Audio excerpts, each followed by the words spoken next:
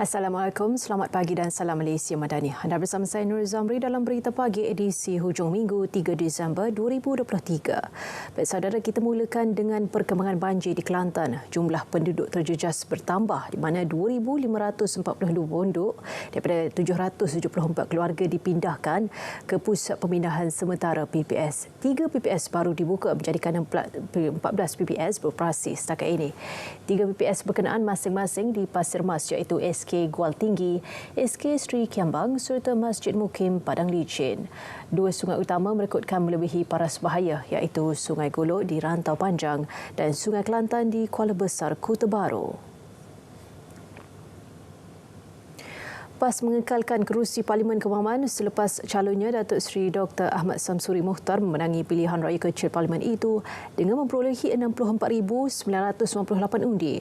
Jeneral Besar Tan Sri Raja Muhammad Afandi Raja Muhammad Nur dari Barisan Nasional BN pula mendapat 27,778 undi. Keputusan diumum Pegawai Pengurus Pilihan Raya Bahagian Kemaman, Ahmad Farhan Abdul Wahab. Peratusan keluar mengundi hanya 65.76% daripada 141,790 pengundi yang layak keluar menunaikan tanggungjawab mereka di 49 pusat pengundian. PRK Parlimen Kemaman diadakan berikutan keputusan Mahkamah Pilihan Raya Terengganu membatalkan kemenangan penyandangnya Cik Alias Hamid dari PAS pada 26 September lalu. Sementara itu, PRK Parlimen Kemaman perintis sistem pendigitalan petugas SPR. Sistem julung kali yang diperkenal SPR berupaya menambah baik sistem pilihan raya di negara ini. SPR bagaimanapun masih belum menamakan secara rasmi sistem baru itu.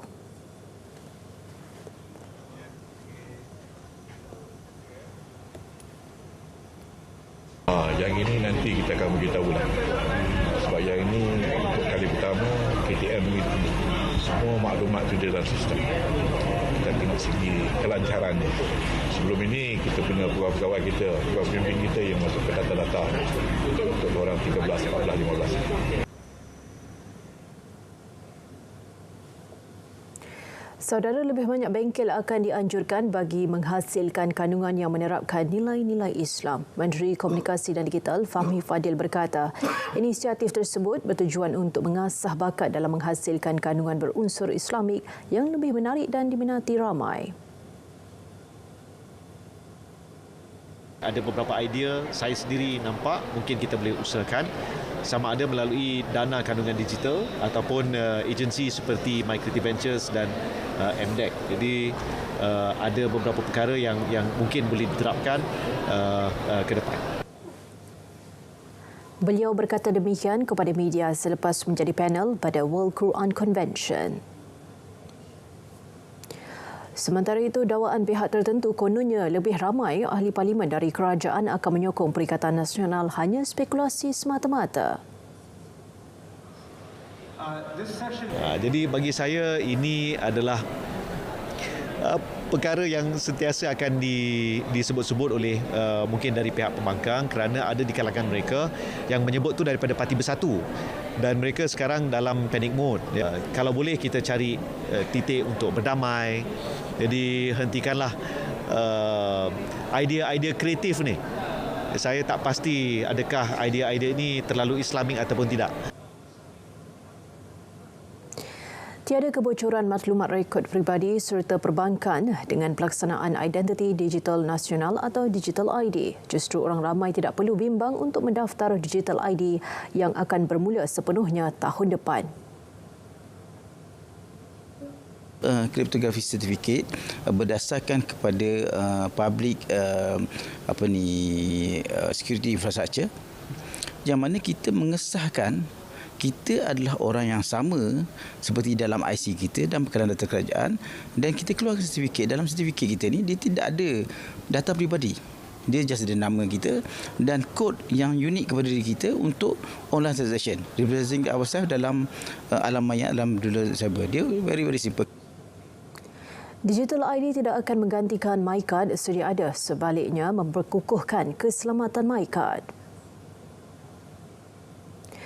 Yang di-Pertuan Agong Sultan Abdullah Rayatuddin Al-Mustafa Billah Shah berkenan berangkat menyaksikan Majlis Pertukaran Dokumen Pelaburan Tenaga boleh diperbaharui di Malaysia dalam satu majlis di Dubai, UAE. Istana Negara memaklumkan pertukaran dokumen itu melibatkan syarikat Malaysia dan Kerajaan Pahang dengan Abu Dhabi Future Energy Company, PJSC Masdar, sebuah syarikat tenaga boleh diperbaharui yang berpangkalan di Abu Dhabi. Ia susulan pemeteraian MOU antara MIDA dan Masdar yang disaksikan Perdana Menteri semasa kunjungan ke UAE Oktober lalu. Majlis pertukaran dokumen berlangsung selepas Majlis Perasmian Pavilion Malaysia yang disempurnakan Seri Paduka Baginda di Expo City Dubai. Yang di-Pertuan Agong dan Raja Permaisuri Agong kini berada di Abu Dhabi bagi lawatan khas hingga Isnin. Lawatan khas itu sempena persidangan ke-28 pihak-pihak Konvensyen Rangka Kerja PBB mengenai perubahan iklim. Komite Dengar kepada Model Dasar Gaji Progresif Kementerian Sumber Manusia KSM sedia mengetahui beberapa pelaksanaan fungsi utama di bawahnya termasuk mengadakan rundingan bersama pihak majikan dan kesatuan sekerja. Selain penyediaan garis panduan bagi majikan dan pekerja, kenyataan Menteri V. Sivakumar memaklumkan pemantauan, penilaian serta koordinasi pembangunan juga bakal dilaksanakan. Bagi pembangunan sistem, KSM terlibat dalam proses pendaftaran, pemilihan dan pemantauan syarikat. Bagi peningkatan kemahiran pula, KSM bakal melaksanakan verifikasi latihan, pemeriksaan kualiti latihan, pengaudsiliaan, pengauditan dan koordinasi latihan. KSM juga akan menyediakan panduan kenaikan gaji tahunan melalui penyediaan cadangan kenaikan gaji tahunan. Akuinya kerjasama antara KSM dan Kementerian Ekonomi dalam usaha pelaksanaan dasar gaji progresif akan meningkatkan taraf kehidupan pekerja berpendapatan rendah dengan memberikan upah yang lebih baik yang akhirnya dapat menyumbang secara signifikan kepada pembangunan ekonomi Malaysia. Saudara, usaha bagi mengelak penyerangan derma kemanusiaan, Kerajaan Menerusi Yayasan Pembangunan Ekonomi Islam Malaysia YAPIM sedang berbincang dan mencari punca kuasa bagi mengawal NGO yang mengutip derma kemanusiaan untuk didaftarkan di bawah satu agensi. Menurut Menteri di Jabatan Perdana Menteri Datuk Dr. Mohammad Naim Mukhtar, ketika ini banyak NGO yang berdaftar dengan agensi di bawah JAKIM menyebabkan ia sukar dipantau.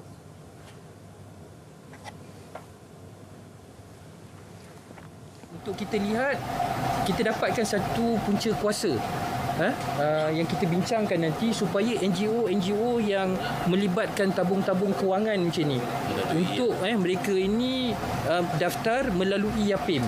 Jadi dengan cara macam tu kita boleh kawal. Okey, jadi mana-mana NGO yang YAPIM nanti kemudian dapati telah menyeleweng. Jadi kita boleh blacklist, kita boleh senarai hitamkan mereka ini dan kita akan maklumkan kepada masyarakat dan rakyat.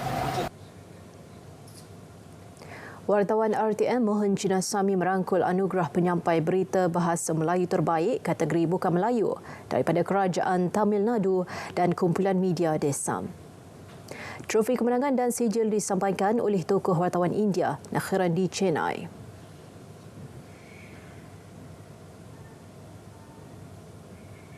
Saya rasa sangat gembira kerana ini juga anugerah antarabangsa yang pertama untuk saya. Sepanjang lebih 10 tahun saya bertugas di Bilik Berita sebagai pejabat berita dan juga penyunting untuk media bahasa Melayu. Lebih 100 individu turut menerima pengiktirafan meliputi bidang kewartawanan, kesenian, hiburan dan keusahawanan. Menurut penganjur dan pengasas Media Desam, Gunalan Maniam, anugerah disampaikan berdasarkan pencapaian cemerlang serta sumbangan individu atau agensi terhadap negara. Berikut adalah langkah-langkah persiapan sebelum banjir untuk 3 golongan berisiko tinggi. Untuk golongan wanita dan ibu hamil, sentiasa bersedia membawa perkara-perkara berikut: kad pemeriksaan mengandung, barangan keperluan peribadi sebagai contoh tuala wanita, barangan keperluan bayi atau anak dan bekalan ubat-ubatan. kepada ibu-ibu yang hamil dan hampir dengan tarikh bersalin, segera maklumkan kepada pihak kesihatan berhampiran. Barangan yang perlu dibawa ketika menghadapi banjir untuk golongan pesakit kronik yang sedang mendapatkan rawatan adalah seperti berikut: buku rekod perubatan, barangan keperluan peribadi dan bekalan ubat-ubatan. Manakala untuk ahli keluarga pesakit yang terlantar dan pesakit hemodialisis, anda dinasihatkan untuk memindahkan pesakit berkenaan terlebih dahulu dan menghubungi pejabat kesihatan berhampiran untuk khidmat nasihat selanjutnya. Pesanan ini dibawakan kepada anda daripada RTM. Terlepas dari siaran program-program menarik di RTM, jom saksikan semuanya di RTM Klik.